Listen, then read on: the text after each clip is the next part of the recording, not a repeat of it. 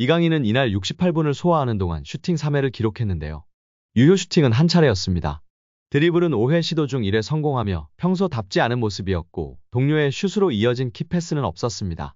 축구 통계 업체 후스코어드닷컴이 기록을 토대로 산출한 평점은 6.1로 선발 선수 가운데 아슈라프 하키미의 5.6점에 이어 두 번째로 낮았습니다. 프랑스 매체 레키프의 평가도 박했는데요. 레키프는 평소 같은 활약을 보여주지 못한 이강인에게 평점4를 부여했습니다. 마르키뉴스, 하키미와 같은 점수였고 랑달 콜로무아니의 3점 다음으로 낮은 점수였습니다. 공을 가지고 있을 때 구체적인 움직임을 가져가지 못했다. 여전히 동료들과 호흡이 부족하다. 부담감이 있는 경기에선 공격 지역 정확성이 떨어진다고 평가했습니다. 국내 축구 전문가는 왼쪽 윙포워드로 이강인을 세우고 오른쪽 덴벨레를 절대 엘리케가 바꾸지 않을 것 같아서 중앙에서 계속 음바페를 활용하고 있기 때문에 이강인, 음바페, 덴벨레가 공격에 집중하고 비티냐, 에머리, 우가르테로 중원을 구성하는 것이 좋을 것 같다고 이야기하며 팬들의 공감과 지지를 받고 있습니다. 결정력이 떨어지는 바르콜라, 무한이보다는 이강인을 공격진으로 세워서 공격에 집중시키는 게 정말 나아 보입니다. 우리 구독자 여러분들의 생각은 어떠신가요? PSG 첫 한국인 선수 이강인이 프랑스 리그앙 이달의 골 주인공으로 선정되며 화제입니다. 리그1 사무국이 15일 공식 소셜네트워크 서비스 SNS를 통해 2023년 11월 이달의 골 주인공으로 이강인이 선정됐다고 발표했습니다. 리그1은 지난달 4일 프랑스 파리 파르크 대 프랭스에서 열린 PSG와 몽펠리에와의 11라운드 맞대결에 터진 이강인의 첫 골 영상을 소개하며 이달의 골 주인공이 이강인이다 라고 소개했습니다. 이 골은 리그앙에서도 주목했습니다. 지난 7일 사무국은 11월 이달의 골 투표에서 승리할 선수는? 이라며 11월 최고의 골을 뽑는 투표가 실시됐음을 알렸었는데요. 후보에 총 5명의 선수가 이름을 올렸는데 이강인의 기념비적인 리그앙 데뷔골 장면이 당당히 후보 중 하나로 뽑혔습니다. 이강인은 이 경기에서 전반 10분 오른쪽에서 넘어온 땅볼 크로스를 왼발로 침착하게 잡은 뒤 강력한 왼발 슛으로 골문 왼쪽 상단 구석을 정확히 찔러 넣었습니다. 앞에서 킬리앙 음바페가 넘어오는 크로스를 흘려주면서 이강인에게 공간이 생겼고 팀이 함께 만든 득점이었습니다. 이강인은 이 골로 자신의 리그앙 데뷔 골을 신고했는데요. 올 여름 많은 이적설을 뿌린 뒤 PSG 첫 한국 선수로 합류한 그의 새로운 시작을 알리는 득점이었습니다. 경기 후 루이스 엘리케 감독은 경기 후 기자회견에서 이강인은 예전에 스페인에서 뛰었던 선수라 내가 잘 아는 선수 라며 루이스 캄포스 디렉터와 클럽의 훌륭한 영입이다. 그를 팀에 합류시킨 건 행운이다 라고 극찬했었습니다.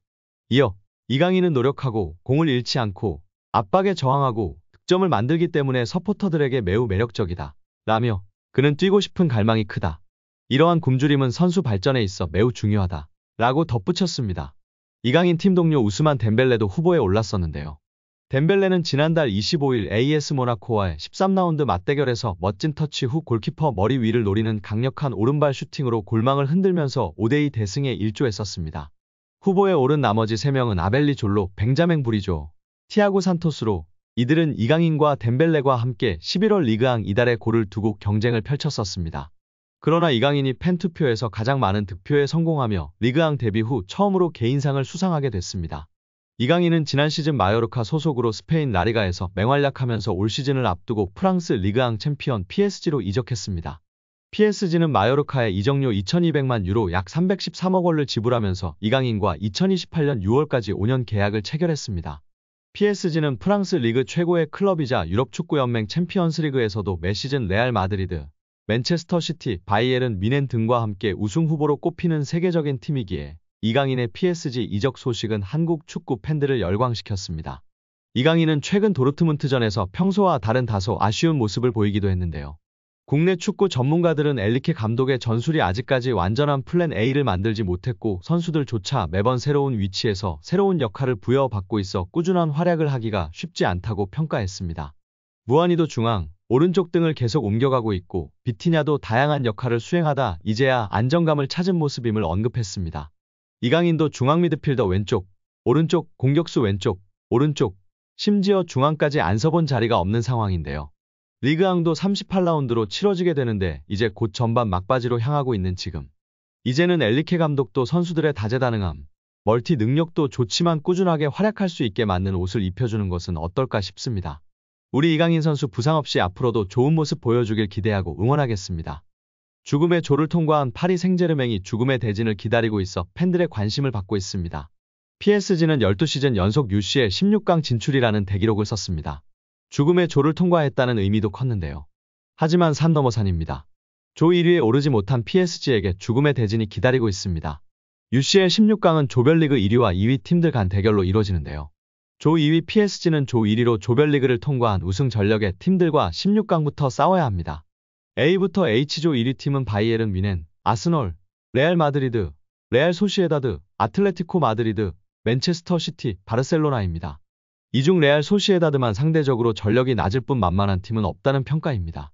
16강부터 김민재가 속한 뮌헨, 디펜딩 챔피언 맨시티, 라리가 최강 레알과 만날 수도 있다는 것인데요. 16강 대진 추첨을 앞둔 가운데 예상치 못한 흐름이 이어지며 비시드 팀의 나폴리, 인터밀란, 파리 생제르맹이 속하게 됐습니다.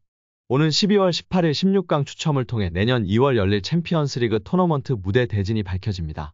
같은 조, 같은 리그를 만날 수 없는 가운데 어떤 죽음의 대진이 성사될지 주목되고 있습니다. 16강 일정이 마친 뒤 내년 3월 15일에는 8강 추첨을 끝으로 모든 대진이 결정되는데요. 결승은 내년 6월 잉글랜드 런던에 위치한 웸블리 스타디움에서 열릴 예정입니다. 루이스 엘리케 PSG 감독은 경기 후 인터뷰에서 우리는 다른 사람들처럼 고통을 받았고 동시에 우리가 공격했을 때 그것을 즐겼습니다. 하지만 우리가 할 수 있는 반성은 11명의 새로운 계약, 새로운 직원, 새로운 경기 방식과 생각, 심지어 새로운 훈련센터, 그리고 우리가 자랑스러워할 수 있다는 것입니다. 우리는 죽음의 조에 속했었습니다. 나는 우리가 기회에 일어났고 우리가 더 잘할 수 있었다고 생각하고 그 경기에서 이기고 먼저 자격을 얻었지만 나는 행복하고 2월에 우리가 더 강해질 것이라고 확신합니다. 나는 매우 나이가 많고 많은 경험을 가지고 있고 나는 선수들에게 자신감을 심어주려고 노력하고 있고 그 이상으로 계속 발전하는 것에 대해 생각하고 있습니다. 토너먼트는 매우 중요합니다. 왜냐하면 우리의 발전을 계속하기 위해서는 우리가 침착해야 한다고 생각하기 때문입니다. 우리의 경우 2월에 우리는 그룹에서 1포트 팀인 최고의 팀과 경기를 할 것이지만 우리는 그것을 기대하고 있습니다. 라고 자신감을 보였습니다. 과연 힘겹게 16강에 진출한 파리 생제르맹이 만나게 될 상대는 누구일까요? 내년 6월 웸블리에서 우리 이강인 선수와 김민재 선수를 볼 수 있을까요? 여기에 이강인과 킬리안 음바페의 친밀도가 심상치 않은 모습이 포착되며 화제입니다. PSG 선수단은 전세기를 타고 독일로 이동했고 비행기 내부에서 매우 다정한 사진이 공개되며 팬들의 관심과 사랑을 받고 있습니다. 음바페가 이강인을 뒤에서 안는 듯한 포즈를 하고 있었으며 옆자리에 앉은 에르난데스가 매우 사랑스럽게 쳐다보고 있었습니다. 경기장 적응차 진행된 훈련에서도 음바페 옆에는 이강인이 있었습니다. 음바페, 하키미가 무언가를 두고 얘기하고 있었고 이강인이 옆에서 중재하는 모습이었습니다. 이 정도면 애착 인형이라고 봐도 무방할 것 같습니다. 올여름만 해도 이강인을 차지한 것은 네이마르였는데요. 하지만 결국 네이마르가 알힐랄로 이적함에 따라 더는 함께 지낼 수 없게 됐습니다. 그 다음 타자는 음바페였고 경기장 안팎으로 케미를 보여주며 보는 팬들을 즐겁게 하고 있습니다. 음바페는 경기에서 세리머니를 할 때 꼭 이강인을 챙겼고 경기 종료 휘슬 뒤에는 다정하게 얼굴을 매만지기도 했습니다. 또한 경기 전 훈련장에서의 모습도 팬들의 주목을 받았었습니다.